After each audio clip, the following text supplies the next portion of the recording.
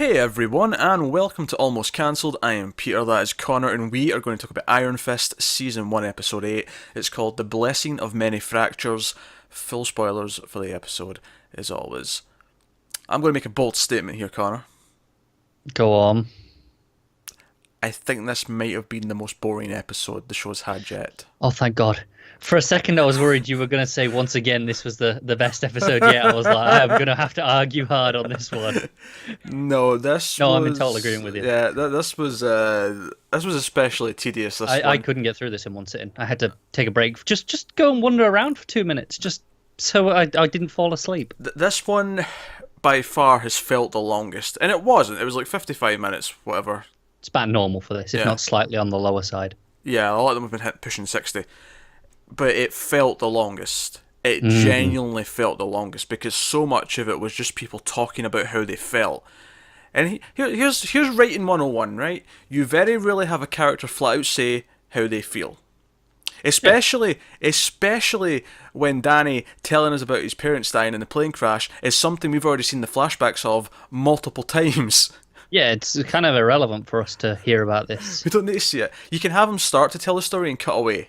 Or something, Yeah. whatever. But we don't need to hear this again. We've seen it multiple times.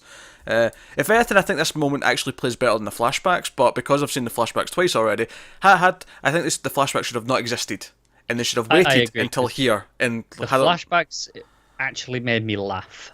Whereas here, it was annoying because I'd seen the flashbacks twice. But if it hadn't, this could have been a half decent moment. But of course, why is he on a plane? Why is he on a plane with Claire and Colleen? Hey, it's been a good Day. day since I said all them last. All right. Yeah. This is what happens when you're binge watching shows. Yeah, so why are they on a plane? They're going to China to get Gao because Why is Gao even gone to China? more production of drug that she's exporting. Well, does she need to be there? It seems like it's running pretty efficiently without her. Just cause, I guess. There's no good reason. It's just, hey, let's go to China, which is the least convincing China I've ever seen. Yeah, it really. This is the cheapest the show's felt. Do you know what made it even worse? They started this when they actually arrived in China. They started a shot of a bridge, and then it panned across, and then they were there with a car, and they were sort of looking at, and they had some obviously Chinese signs up to make it look like it was Yeah. China and so on. Fine. The next scene in the US in New York started on a bridge and panned over, and I'm like, and for a second I had to stop and go, wait a minute, was that the same bridge? It didn't help, did it? And it really felt like, obviously they're not going to go to China and film. Obviously. Well, it's not that obvious. Sense8, which is a Netflix show, films in like 7 different countries. Okay, but for just this, probably not worth for it. just this, not this, because it's one episode and it's just like a little side story. But there is no excuse for how unconvincing this looks. Do you remember when Arrow shot in China? It was also unconvincing. It was unconvincing, but it was still more convincing than this. I don't know. They had a flashback in Russia last week where the signs around the building were literally just Okay, Russian letters on white paper stuck in the wall. That was worse, admittedly. That was worse. Yeah. I don't know. There's no reason why she shouldn't go to China either, though. It's not like there's a reason No, against but it. I don't understand why in the first place. I don't know. It just felt like, you know how all these Marvel Netflix shows have around this sort of time in the show they have the trip. the trip. Yeah, Yeah, Luke Cage had a trip where he went on a road trip for like 3 episodes around this part they of the all season. just have this distraction that kind of just this side step thing that kind of always goes nowhere. And this just feels like that. It's following the formula. Yeah, this felt like it was just wasting time. It felt like it was turning its wheels to. There was very little actual development in this episode. Most of it was on the plane there. They were talking about what was going to happen. Should Danny kill Gao or not? Kind of thing. It was lots of little references to things. Claire's got a letter from Luke that she keeps reading, and there's like references to that. We get a reference to Jessica Jones at one point because Joy says she hired a PI who was always drunk, but she Yeah. was worth every penny. So Aye. And this whole episode, I think this is what's annoying me about the China. What benefit does it have being in China? This could have been just a factory in New York, and it would have played exactly the same. yeah, but they got there quicker. Exactly. to be so fair, we wouldn't have had to go. to be fair, at the end of the episode they're still in China. They might have more to do there. next episode. Now, Okay, admittedly, that's I'm fair. half expecting them to just be on the plane at the start of the next episode. Oh, which I'm would- expecting them to have skipped all that. Oh, probably, yeah, whatever. The point, I'm just expecting them to Yeah. cut past it. Yeah. However, there's a chance they might still be in China, and it might be relevant why they're in China. Otherwise, it's just like the episode 1 where they had the festival scene, or the rival gang happens to be a triad gang. It's just a case of, let's window dress things with Asian Yeah. sort of imagery and locations and stuff. And I don't know if it's maybe a way of combating the controversy of the casting, or if it's just something that was there before, because when the comic was written originally, it was full of these stereotypes and these things, and it was very much just part of Iron Fist DNA. Either way, it feels... The point I'm making, though, is that it feels very shallow and just... It's nothing but a visual to try and make you feel, oh, this is very... Well, that's it, isn't it? Kung-fu-esque. If there was a reason for China, obviously Kunlun appears in China, and so we've kind of got that impression. And if there was a reason for this, but there's not, other than just, hey, China, why not? Which, Because it's Iron Fist, they have to go to China at one point in Iron Fist. That is the whole reason why they're in China for an episode. pretty much. And there's nothing Chinese really about annoying. it other than a couple of signs and the fact that the people walking around are Asian. That is the And I was going to extent say, of it. and they speak Mandarin or some other form of Chinese, but they don't. They all speak English as well. Apparently. Cantonese is the other form of Chinese. I mean, I'm sure there's a couple. Yeah, they're the two main ones, though, Mandarin and Yeah, Cantonese. yeah. But yeah, so they go to China, and a lot of this episode is the fight or the argument with Danny being a stubborn little child and saying that he needs to go to China to find Gao, and the girls try to talk him out of it, but then eventually and Colin's like, well, I'm coming with you because you got your ass kicked last time and you need me because I can fight. And then for some reason Claire says, I'm coming with you because this is my fight too. And I'm like, call Jessica, call Matt. You know other people. I know Luke's in prison. Luke's off the table. That's fine. That is completely That's fair. reasonable, right? The other two are not. The other two are not. This is weird. Why are you taking it upon yourself when you can't actually fight? She could go, hey, to do an you want extent? some backup on this? I know people who, I know people who've had experience with the That's, hand. that said, Claire grabbing those claw things is probably the most excited I got this episode because she looked a badass and it was cool weaponry. was Wolverine cool. claws. Yeah, that were pretty cool. Can't go wrong with that. And I like that she was the only one calling people on the shit, where Colleen comes up and she goes, you okay? It's like, well, no, I've already been killed 3 times this week. Not doing so great. She's like, bitch, do not quote Arrow up to me, right? We're not Arrow. We're not doing dialogue from Arrow. Stop it. They might as well at this point. Might as well at this point. So they go to China, and the scene where Dad decides, and he's stubborn and he's ignorant. He's like, "No, damn it, I don't have a plan. I'm going to run up and grab her," kind of thing. And it's Yeah, like, I don't care about you anymore. This is absurd. And then there's a lot of scenes in the plane on the way to China. Then it's a lot of the scenes in the stakeout while Colleen's asleep. Claire's like, "Oh, Danny Ryan got some. I can see it on your face. Yeah, let's talk about stuff that's happened." This goes back to me saying they keep talking about how they feel and overly talking about it repeatedly and saying things. It's the scene when they're on the stakeout and it's just Colleen and Danny outside the car, and they start talking about what it's like to not have parents, even though both of them watched parents die. And every scene just lasted about twice as long as it needed to, and it was Yeah. tedious. It was It really really tedious. was. It was just, it was mind-numbing. So that's all that. Eventually, and here's the thing: not even just the dialogue scenes were boring, right?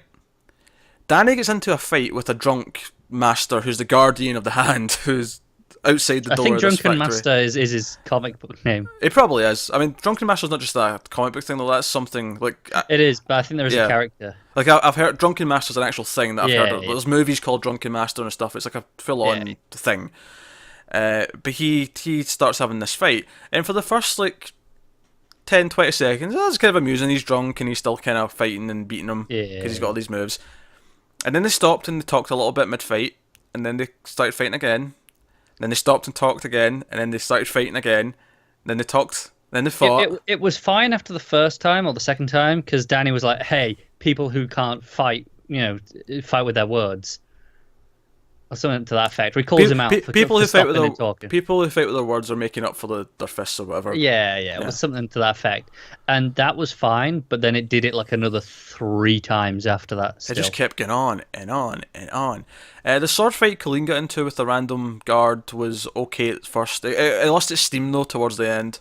It was the bit where, when she got her arm cut, she seemed to be standing still for ages, just waiting for that blade to catch it. Yeah, that was the problem. Because the first part, when they first run up to each other and they do the first quick couple of swipes at each other, that was fine. But then, once it got to the sort of the spots, if you will, where they had to do something specific, like cutting their arm, it felt like they were waiting for those cues, or it felt like, the edit could have trimmed that a little bit, and it wouldn't have felt that way. It's an editing issue almost. But then I'm wondering that we need to make up 60 minutes, keep stretching. Like, no, you don't. You're on Netflix. You can be. They're insistent on getting 55 to 65 every time. I don't understand why.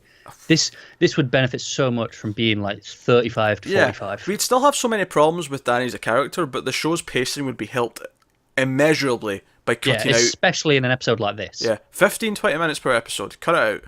Yeah. Most of them could easily lose that. This one could probably lose about 25 minutes. Probably. And that's okay. Someone in the edit room should go, hey, we have the freedom to do that. Let's just cut away at it. Yeah, because when you don't show the restraint, it feels more self-indulgent. Like, we really like everything we shot here. Let's have more of it, and let's just keep doing more of it. Mm-hmm.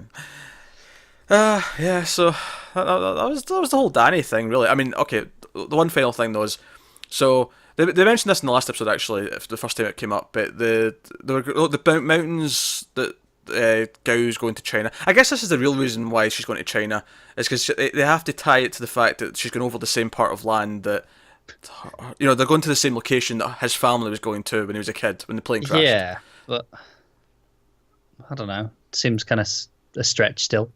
But it's why it's there, right? It's why it's there. And he's like, oh, maybe Gao's involved in killing my parents. Right? And he's like, oh, my dad was going to investigate it. 2 things I'm calling right now. One for sure, what I'm just kind of suggesting. His dad was not a good man. He was in on it. He was evil. He was corrupt. Whatever. He was working with Gao. So I buy it. Yeah, sure. Why not? 2, he might still be alive. That's possible. You see him lying there in the snow in one of the quick flashes that Danny has himself. We have seen a body at least. Yeah, so I'm thinking he's not dead. I'm thinking he will pop up. I was half expecting him to walk out into the scene at the end. I know what I mean. I know that in the comics it's his grandfather. Right. That's okay. Not dead and does this. So maybe we ain't heard of him, though. That'll mean nothing. No, neither had he. That was kind of the thing. Oh, was it? Okay. Out of nowhere. Well, but I mean, this would mean more. I mean, how much will it mean to us, really? How well have they set up? I don't know, but at least we've heard of his dad. We've seen his dad. Yeah, he talks fondly of his dad. They might kind of blend the story in with that. Yeah. So that's the whole purpose then seems to be so that Danny sees the poison, right? And he's like, "Oh, you did kill my parents." Is that really what we had to come to China for? Was there not an easier way of learning that?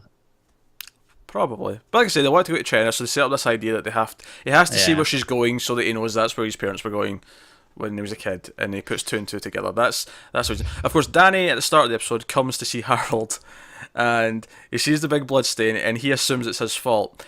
Now, Ward, unfortunately, what they do with Ward in this episode is entirely what we did not want or hope for. However, the one moment of gold that I will give Ward in this episode is when he comes in after Danny, and he sees the blood, and they sit down, and we're at this close-up of Ward, and he's looking all kind of deranged again, and Danny starts blaming himself, and the moment of realisation in Ward's face when he's like, oh, he thinks this is his fault. This is perfect. Yeah, I can get away with this. Yeah. The moment he realises that is actually kind of funny, and do you know what? Borderline you said, good. oh, it's nothing that we wanted from Ward. Still probably the most interesting part of this episode. I appreciate at least the Macbethian stuff. There's something interesting in that to me. Do you know what? As bad as the Danny stuff was, I might hate the company stuff in this episode more. Oh, no, I don't like the company stuff. I just like the Ward Macbeth stuff. That's potentially interesting. Right, as someone who has not seen or read Macbeth, explain what you mean by that. Right, so the seeing all the blood, the regret, the guilt, even though it's what he believes he did right, sort of thing, and he's still committed to the action, but there is guilt in there as well. As stupid as this sounds, I never did Macbeth in school because there was like X amount of books and the other class did it, so we had to make do with another Shakespeare play. I think we did Othello instead. I like Othello. Macbeth's better, but Yeah, but we never read Macbeth, so I didn't get that reference. But fair enough. Yeah, he keeps seeing the blood, and he's about to tell Joy what's happening, and chickens out because he starts freaking out because he's imagining blood everywhere. yeah. And although I did like that when he gets outside at the end, this is sort of the end of their story in this one. He storms out and he's like, stop, like having me as your surrogate father, daddy issues. You know, looking up it's to me, calling the show out on its issues, weirdly. Yeah, and then he said the exact line was, "It's cliche, it's cliche and pathetic." And then he walked off, and I went, And I just feel like, hey, writers, why don't you pay attention to your own dialogue? "You're right. This is cliche and pathetic." Well, Why can you not say cliche? Cliche? I can usually say it. Cliche. I think I'm not used to saying cliche and another thing. I'm used to the end of the sentence being cliche. It's a funny word for you to stumble on twice. Cliche. Cliche. Cliche. Cliche. I think you've got it. Until you try and use it in a sentence, so just Aye, this was cliche and pathetic. much better. That describes most of the show, this be honest. It really does. But that was the whole thing. Obviously, we get the scene with Joy, because they get offered settlements, they get offered $100 million each, which, again, like, I feel like you're supposed to be on their side, or at least her side. Or maybe Ward's a bit more of a grey area, because we've seen him kill his father and stuff, but Joy, you're supposed to kind of be on her side, because she's been kind of more moral, she's trying to do the right thing, and she's going to fight because she feels that. And I'm like, I don't know if I can feel sorry for you when your severance is $100 million. Yeah, I at least appreciate that she was like, no, I earned my way here. I put in the work, I put in the time. I've made. I was respected Connor, for my own merit. This would be fine if we had seen a shred of this, but we haven't seen any of it. We have heard about her say it. Do you know what is even more annoying? She keeps saying how Ward makes all these right choices, and he's always he's always the right decisions. We haven't really seen any of that. No, we haven't seen that. And it just it's baffling. How can you tell us all these things? We've seen them do nothing of actual significance. No, nothing. Absolutely nothing. Oh, the first time you ever saw them is when Danny was there, and everything we've seen them do since was either dealing with Danny. Remember that whole plot about them not believing it was really him? That feels like a million hours ago now, doesn't it? And then since then, it's been dealing with Danny's mess ups, and then the occasional bit of shady shit. Yeah, and the occasional bit of, he's a junkie and she's noticing kind of thing. Like, we've seen nothing of what they've told us, and you don't get any sense of that throughout the show. This is the problem. They keep telling us things, they have characters repeat things ad nauseum in some cases. I've noticed this weird trend with this show, where the characters constantly repeat a piece of information at the start of a scene. It's almost like there's been an ad break, and they're worried that someone's just tuned in during the ad break, but it's on a Netflix show, so that's... Actual network shows aren't as bad as this, which is really weird. Yeah, and they have a legitimate excuse for doing it. Yeah, that it's so strange. They constantly repeat information at the start of scenes, and it's really clunky dialogue, and it feels repetitive, and it's tedious, and it's the dialogue was especially bad in this episode. Actually, it was. I mean, the whole scene where Ward goes to the boss guy, who's like made him the offer, and he goes and he tries to like, right, our severances were tied together. She doesn't really want to take it. I do want to take it. Can you, I'll take a little bit less money. That is a lot less money, to be fair. It cuts about $70 million. Yeah. But he's like, I'll take less. Although $30 million, I'd still retire on $30 million. I'd be quite happy with that. Well, so would he. That's kind of his point. Yeah, I could be fine with that. It's fine. I'll invest a few million, but otherwise I'll live cushy. It's fine. Yeah. But he goes, and we get to the point in the scene where the guy says, oh no, she already called me and declined, and because of that, the offer's off the table, the board's aware of it, it's too late. And he gets angry, and I'm like, okay, the scene's going to cut. He gets up, and then we have a whole scene where we stand up, and they talk, oh, I used to respect you and your sister, I envied it almost, the way you look after each other, and the scene just never ended. This was before the fight scene that I thought never ended, and that ended up being more tedious, because it just kept going on and on. But, again, I felt this way about so many scenes in this episode. I just felt like every single scene just kept going on and never finishing. You probably feel like this video is going on and never finishing because I keep saying things go on and never finishing, but this is what the episode does to me. So Yeah. have it. Do you know, I just off topic in general, I was reading some comments about how other people were finding the show. Uh-huh. And someone said that this was 1,000,000 times better than Legion, and that at least it's all there at once and they don't have to wait a week for another episode. I'm saying nothing. I'm saying nothing. I physically laughed out loud when I read that comment. Saying nothing. Oh dear.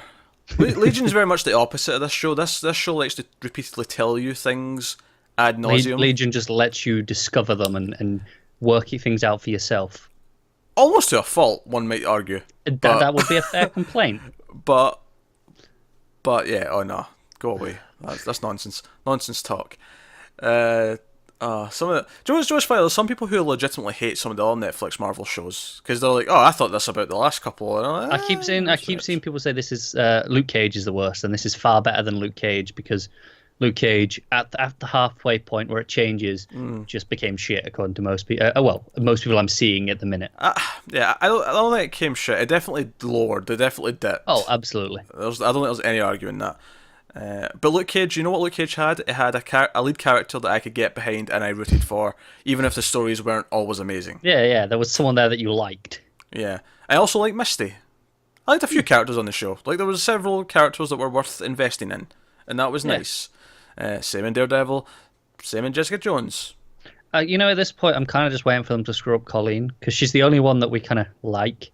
So I'm just waiting for them to go ahead and ruin it. Yeah, she was annoying me a little bit in this episode, actually. See, when she was all like, when Claire was like, "Oh, killing's wrong, you shouldn't do that, eye for an eye." And Colleen's like, "Well, it's easy to say that when you're not the Iron Fist."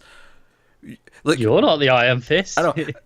So that sounded like? It sounded like, and I hate to say this, but it really sounded like, "Oh, he's my boyfriend now. I need to stick up for him." That's what it sounded like. It really sounded like that because that's easy for you to say when you're not the Iron Fist. Yeah. Dear. But hey, that's. Why didn't Gao use her magic punch? She looked like all scared when Danny was coming towards her. She never wants. We've seen her magic punch. Yeah, I'm guessing maybe she just either she wants to be captured. She's got a proper plan, I'll allow it if that happens. Or the Iron Fist is just stronger, and she knows that he's more powerful. Okay. Because I mean, it seemed weird for her not to try though. Yeah, she was expecting our dudes to take care of business and kill the two ladies, but they all fought back, and sure enough. Nice big sigh into the mic there for anyone who likes a good breath noise. I'm just bored of the show now. I was bored as hell during this episode. This was really tedious to get through. There you go. That's episode 8 of Iron Fist. We'll be back with episode 9 in the not too distant future. Let us know what you thought of this one in the comments below. Like and subscribe and all that stuff. It helps us out a lot. Get us on Twitter at mailed_fuzz for channel updates. Individual Twitters are on the screen for general everyday ramblings. Thanks for watching, guys. We'll see you next time.